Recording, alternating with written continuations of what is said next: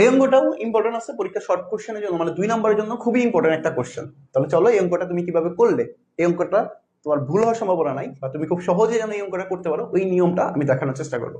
আশা করি তোমরা খুব সহজে এটা বুঝতে পারবা। তাহলে চলো এই কোশ্চেনটা আমাদের কি লিখছে, কোশ্চেনটা লিখি যে tan square theta minus 1 plus root over 3 tan theta plus এর root over 3 is equal to 0। Okay, এই হলো কোশ্চেন।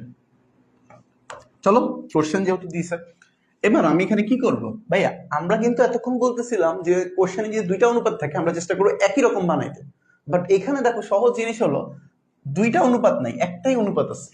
তাহলে এখানে কাজ কিন্তু আমাদের 50% অলরেডি শেষ। সো এবার আসো এই অঙ্কটা তুমি কিভাবে করবা। আমরা এখানে লিখতে পারি যে tan স্কয়ার থিটা, ওকে tan স্কয়ার থিটা, এই -1 এর সাথে তো tan থিটা গুণ করে আছে, তাহলে -tan থিটা প্লাসে মাইনাসে মাইনাস √3 এর সাথে tan থিটা গুণ করলে √3 tan থিটা প্লাস এর √3 ইজ ইকুয়াল টু 0। শেষ। কারণ এই যে 1 প্লাস √3 এর সাথে tan থিটা গুণ করে আছে, আমি জাস্ট গুণ করে দিচ্ছি, আর কিছু করি নাই।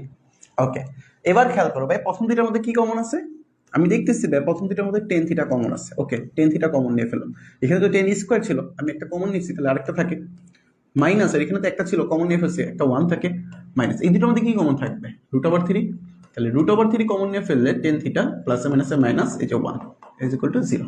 শেষ। দেখো এবার আসো এই দুইটার মধ্যে কি কমন আছে, এই যে একটা পাশ এই একটা পাশ, দুই পাশের মধ্যে আমি দেখতেছি কমন আছে হলো tan থিটা -1, আর বাকি আছে হলো tan theta minus √3 is equal to 0। Okay, so খেয়াল করো এটা এবং এটা, এই দুটোর মধ্যে আমি হয় অথবা করতে পারি যে হয় অথবা tan theta -1 is equal to 0।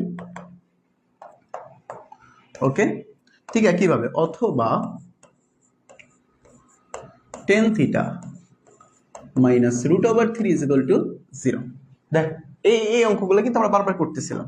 So এবার খেয়াল করো tan কত ডিগ্রি মান 1, ওই যে tan theta is equal two 1, tan কত ডিগ্রি মান 1, tan theta is equal two tan 45 degree মান 1। তো দুই পাশ থেকে tan উঠে দিলে থিটার মান কত আসতেছে 45 ডিগ্রি। ওকে, সো একইভাবে আসো এখানে যে tan theta is equal two √3, tan কত ডিগ্রি মান √3, tan theta is equal two tan 60 degree মান, তাহলে অতএব থিটার মান কত আসতেছে 60 ডিগ্রি।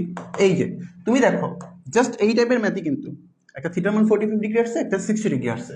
এবার আমি দেখতে পারি, আমি দেখি এখানে কি কোনো শর্ত দিচ্ছে, যে না কোনো শর্ত দেয় নাই, তাহলে অ্যান্সার কত আসবে, অ্যান্সার দুইটাই আসবে, যে অ্যান্সার 45 ডিগ্রি, 60 ডিগ্রি, জাস্ট এই যে উত্তর দুইটা, এটাই উত্তর। দেখো খুব সহজ একটা অঙ্ক কিন্তু পরীক্ষা আসতে পারে। সো এই অঙ্কটা আশা করি সবার ক্লিয়ার।